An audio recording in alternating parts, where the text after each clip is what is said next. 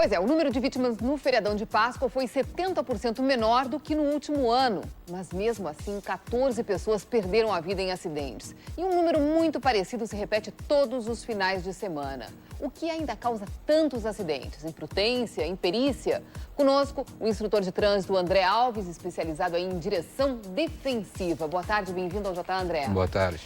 Bom, o que você acredita, em primeiro lugar, é essa diminuição aí do número de acidentes neste feriado de Páscoa? Eu acredito que seja sorte, porque o que se conta são as médias que a gente tem durante os anos, né? Todos os finais de semana, o número ele fica entre 18, 20, 24 óbitos por dia. Então, o que a gente precisa, na verdade, é desenvolver ao longo dos anos uma ideia de conscientização para que as pessoas, quando encarem uma rodovia, saibam os seus limites e a sua capacidade de dirigir o veículo. Qual ainda é a principal causa desses acidentes? Bom, a principal causa é o excesso de confiança.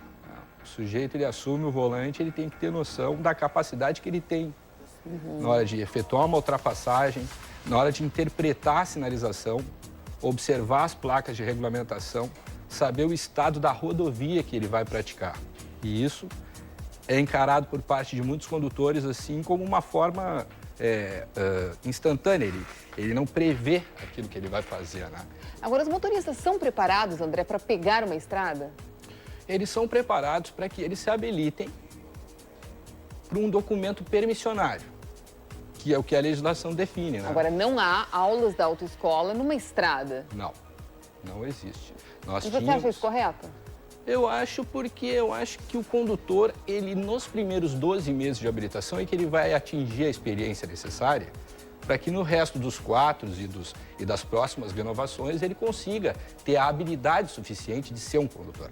Quer dizer, você acha que então no início certo não seria dar o direito de pegar a estrada ao motorista que recém tirou a carteira? Isso seria uma ótima ideia, né? Nós gostaríamos que você comentasse para a gente um flagrante que nós pegamos no trânsito ontem. Vamos dar uma olhadinha nessa imagem.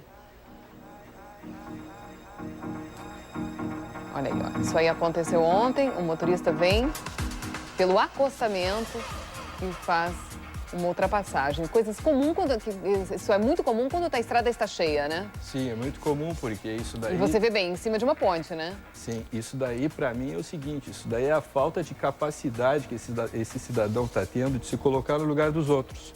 Porque todo mundo cumpre o seu papel. Na medida em que ele toma esse tipo de atitude, ele está agindo de uma forma criminosa, né?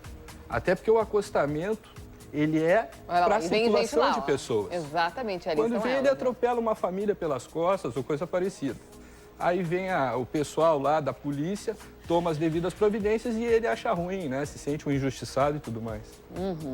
É, muito complicado mesmo. Uma outra pergunta, tem como prevenir, assim, uma manobra errada de um motorista? Agindo com defensividade, as pessoas precisam... Olha aí, mais um outro caso aí, de uma pessoa ultrapassando no acostamento. As pessoas precisam dirigir de forma calma, pausada, admitindo a distância de segurança frontal e lateral e sempre com muita prudência. Se tu conduzir o teu automóvel desse jeito, é muito difícil tu te envolver em acidentes. E mesmo assim, sempre calculando o erro do condutor que está do lado, né? Eu preciso me cuidar, preciso observar bem a alimentação, porque às vezes as pessoas encaram uma rodovia com a barriga cheia de comida, né? E sente sono.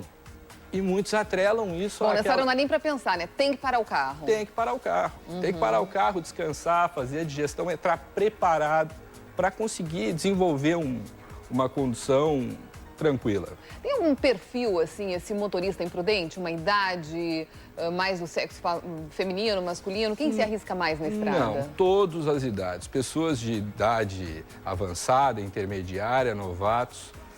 Pelo que eu entendo, eu acho que a questão é caráter mesmo, né? O sujeito que conduz um veículo de forma ofensiva, como esses exemplos que tu está dando aí, é na formação educacional do cidadão mesmo. E que revisões o motorista precisa fazer no seu veículo para que possa levar um carro com segurança para uma estrada, André? Observar todos os equipamentos obrigatórios, né? Condições dos pneus, condições de frenagem, saber o tipo de veículo que ele tem na mão, porque existe uma diferença do desempenho de um veículo 1.0 para 1.8. E muitas vezes, a autoescola normalmente utiliza veículos 1.0, né, para a formação do condutor. Logo em seguida, ele admite um veículo de 2.4 de potência, 1.8, 4.1, que a mudança é completamente diferente na aceleração, no deslocamento lateral e tudo mais. Bom, e uma estrada mal sinalizada, uma estrada com buracos, também precisa de muito mais atenção do motorista. Total, né? E isso cabe à autoridade que tem circunscrição da via de colocar isso para que os condutores tenham uma segurança, né? Uma visualização com toda a segurança para que eu possa, com antecipação, prever quando que eu posso ultrapassar, quando que eu não posso. E essa questão de buracos é um absurdo, né? O governo federal, o governo do estado tem que dar um jeito nisso, porque é como se fosse uma ratoeira, né? A placa de regulamentação diz 80 km por hora e eu encontro um buraco de meio centímetro, de 20 centímetros de profundidade, 10 centímetros de profundidade. Então, quer dizer, é inevitável, né, que tu bata com a roda dianteira, acontece algum problema, eu perco o controle do carro. André, muito obrigado por ter vindo ao Jornal do Almoço, ter feito esse alerta, porque a gente está nessa situação, né? 14 mortes e a gente está quase comemorando, porque foi 70% menor do que no ano passado. Eu é que agradeço a oportunidade de estar aqui no Jornal do Almoço. Obrigada.